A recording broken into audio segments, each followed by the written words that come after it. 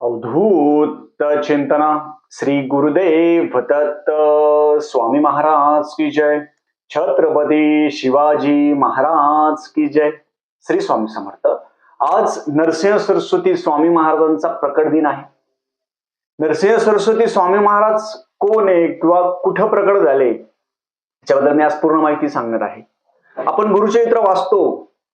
हे नरसिंह सरस्वती स्वामी महाराजांचं वास्तव्य गाणगापूरमध्ये 23 वर्ष झालेलं आहे. सगळ्यात प्रथम अवतार दत्त महाराजांचे किती अवतार आहे? दत्त महाराज, नंतर श्रीपाद श्रीवल्लभ महाराज पिठापूर, आणि नंतर नरसिंह सरस्वती महाराज कारंजाला, तिथे त्यांचा जन्म झालेला आहे. अंबा माता असेल, माधव शास्त्री असेल, त्यांच्या पोटी त्यांचा जन्म झाला. ते 1300 ते इसवी सन 1380 पर्यंत. मग जे नरसिंह सरस्वती स्वामी महाराज म्हणजे दत्त महाराज, नंतर श्रीपाद श्रीवल्लभ महाराज, नरसिंह सरस्वती महाराज आणि श्री स्वामी समर्थ महाराज, हे दत्त महाराजांचे 4 अवतार आहे. हे लक्षात ठेवा. सगळ्यात पहिले हे 4 अवतार आहे. श्रीपाद श्रीवल्लभ महाराजांनी जे कार्य केलं त्याच्या पिठापूर असेल, कुरपूर असेल, मग त्याच्या पुढचं कार्य असेल ते नरसिंह सरस्वती स्वामी महाराजांनी केलंय. पुढचं कार्य म्हणजे गाणगापूर असेल, जेवढे गाव असेल, दीन दलित राक्षस असेल, सगळ्यांना आहे त्यांना त्यांनी मुक्ती द्यायचा कार्यक्रम केलाय. सगळं मुक्ती जे दत्तधाम तयार झालंय हे गाणगापूर. आणि पुढचा जो अवतार आहे तो श्री स्वामी समर्थ महाराजांचा अवतार आहे. असे 4 अवतार झालेले. हे 4 अवतार आहे असे. मग आता ह्या 4 अवतारामध्ये आज जो ज्यांचा प्रकट दिन म्हणू शकता, जन्मदिवस म्हणू शकता, ते नरसिंह सरस्वती स्वामी महाराजांचं आहे. ते कारंजा लाड, विदर्भामध्ये कारंजा लाड म्हणून आहे, तिथे तुम्ही एकदा जा. तिथे वाडा पण आहे. तिथे महाराजांचा जन्म झाला पौष महिन्यामध्ये द्वितीयेला, म्हणजे आजच्या दिवशी पौष महिन्याच्या द्वितीयेला त्यांचा जन्म झाला महाराजांचा. गुरुक्षेत्रामध्ये वर्णन आहे. हे जे सगळं गुरुक्षेत्र ज्यांच्या भोवती फिरतंय किंवा जे गुरुक्षेत्र ज्यांनी केलेलं म्हणण्यापेक्षा त्यांचंच गुरुक्षेत्र आहे ते नरसिंह सरस्वती स्वामी महाराज. हे लक्षात ठेवा. खूप जण कन्फ्युज होता.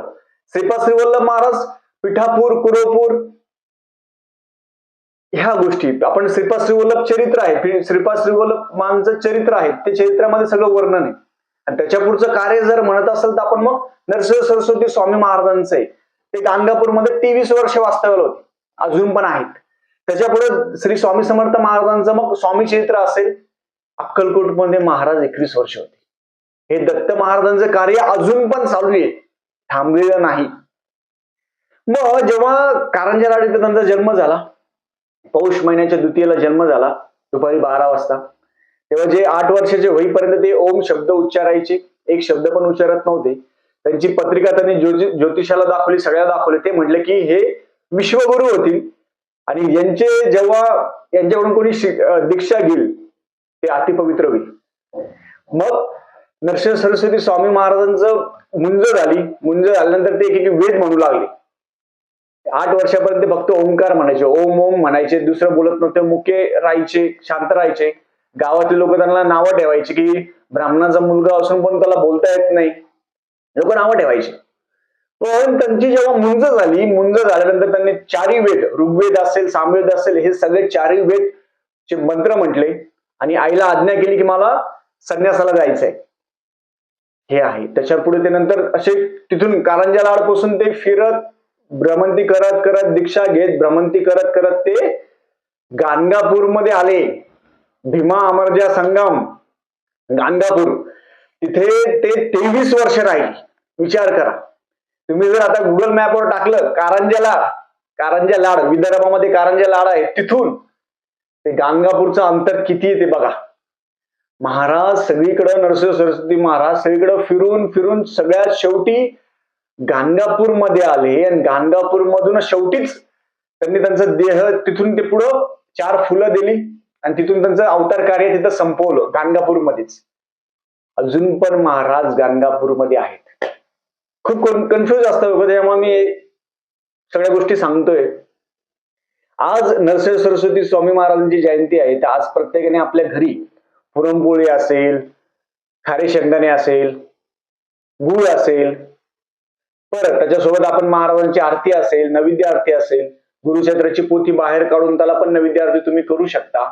आणि आज जास्तीत जास्त अवतरणिका आपण वाचू शकता. अवतरणिका असेल, महाराजांचा जप असेल, ते आपण आज करू शकतो. आज आपल्या प्रत्येकाने करायला पाहिजे.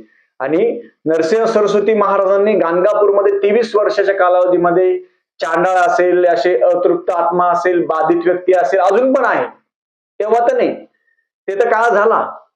अजून पण काही बाधा असेल, कोणाला बाहेरची बाधा, करणी बाधा, काही असेल, ते सगळं मोकळं होण्याचं एकच ठिकाण म्हणजे गाणगापूर आहे.